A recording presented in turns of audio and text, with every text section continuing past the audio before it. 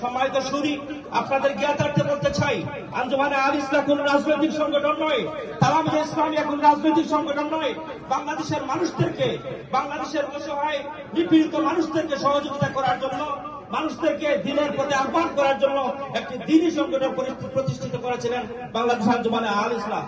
সম্মানিত সুরী, বক্তব্য শুরুতেই আমরা আপনাদের সবাইকে নিয়ে মহান আল্লাহ সুবহানাহু ওয়া তাআলা, আল্লাহ রাব্বুল আলামিনের শুকরিয়া জ্ঞাপন করতে চাই যে রব্বুল ইজ্জত, যে রব্বুল আলামিন সারাটা দিন রোজা রেখে আজকে মাগফিরাতের দিনে আপনাদের সবাইকে নিয়ে একটি সুন্দর আয়োজনে সবাইকে নিয়ে বসতে পেরেছি। একবার আমরা সবাই প্রাণ করে বলি আলহামদুলিল্লাহ, সবাই বলি আমরা আলহামদুলিল্লাহ।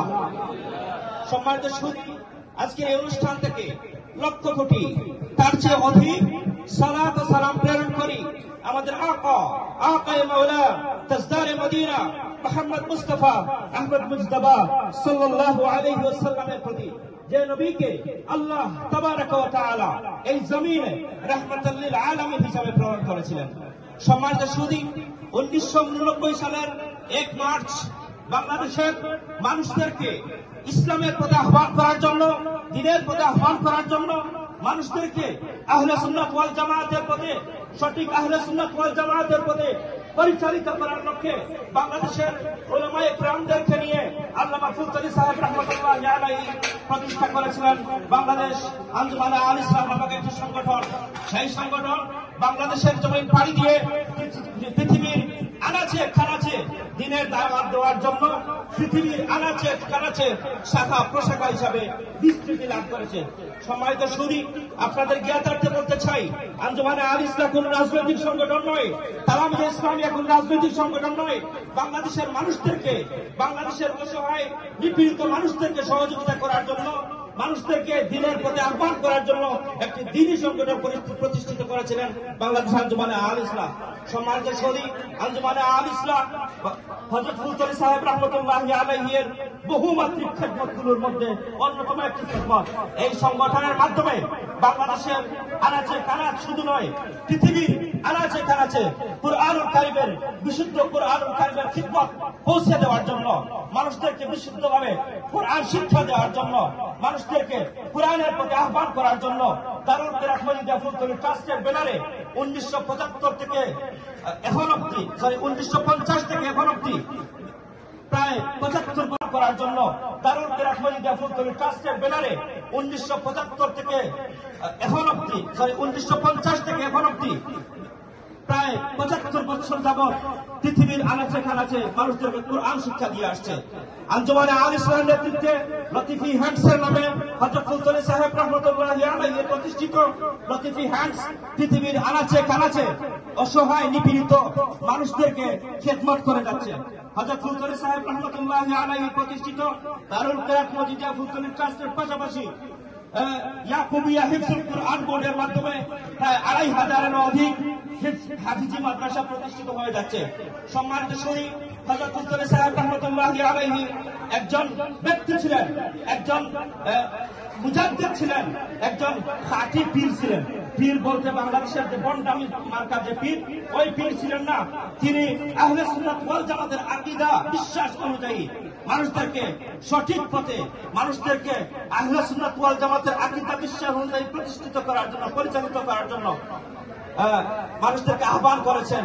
এখানে এই দরবারের মধ্যে, এই সংগঠনের মধ্যে, এই মসলকের মধ্যে ভণ্ডামির কোন স্থান নাই। এই মসলক ইসলামের সঠিক পথের মসলক। এই মসলক মানুষদেরকে, অসহায় মানুষদেরকে সহযোগিতার মসলক। এই মসলক কুরআন এবং সুন্নাহর আলোকে জীবন, ব্যক্তি, সমাজ এবং রাষ্ট্র সকলকে পরিচালিত করার জন্য একটি গাইডলাইন হিসাবে এই মসলক কাজ করে থাকে। সম্মানিত সুধী, আমরা পবিত্র মাহে রমজানুল মুবারক অতিক্রম করছি। রমজানুল মুবারক প্রত্যেকটা সেকেন্ড, প্রত্যেকটা মুহূর্ত অত্যন্ত গুরুত্বপূর্ণ আল্লাহ তাবারাক ওয়া তাআলার কাছে।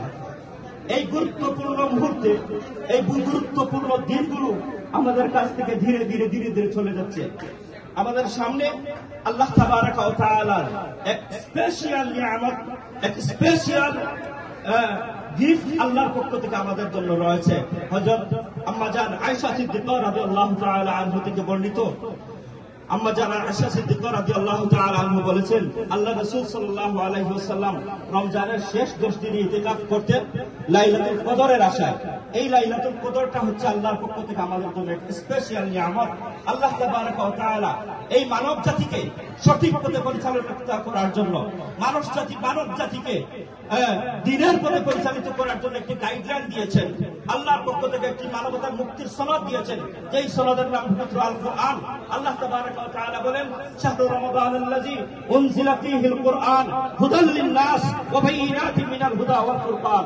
আল্লাহর পক্ষ থেকে এই যে কোরআন আল্লাহ তাআলা রমজান মুবারকে প্রেরণ করেছেন, এবং এই কোরআন মানুষের হেদায়েতের গ্রন্থ, যে হেদায়েতের গ্রন্থ এবং সত্য মিথ্যার পার্থক্যকারী হিসেবে আল্লাহ রাব্বুল আলামিন দিয়েছেন। সম্মানিত শুনি, এই কোরআন আল্লাহ তাবারাক ওয়া তাআলা অন্য আয়াতে বলেছেন, ইন্না আনজালনাহু ফি লাইলাতুল কদর। এই কোরআন লাইলাতুল কদরে অবতীর্ণ হয়েছে। লাইলাতুল কদরি, এরপরে ওয়ামা আদরাকা মা লাইলাতুল কদর। লাইলাতুল কদরটা কি? লাইলাতুল কদর হচ্ছে আল্লাহ রাব্বুল আলামিন আমাদেরকে বলে দিয়েছেন খায়রুম মিন আলফি শাহর। আল্লাহর পক্ষ থেকে স্পেশাল নিয়ামত, যে নিয়ামতটি হচ্ছে 1000 মাসের চেয়ে উত্তম। আমরা যদি হিসাব করি 1000 মাস হচ্ছে 30,000 রাত। এক রাত্রি ইবাদত করার সময় 30,000 রাত, প্রায় 83 বছর 4 মাসের সময় পরিমাণ। আমাদের সামনে সেই অবর্ণনীয় সুযোগ আল্লাহ রাব্বুল আলামিন দিয়েছেন। আল্লাহ তাবারাক ওয়া তাআলা যেন এই মাসে, এই লাইলাতুল কদরে আমাদেরকে আল্লাহ রাব্বুল আলামিনের ইবাদত বন্দেগী করার তৌফিক দান করুন।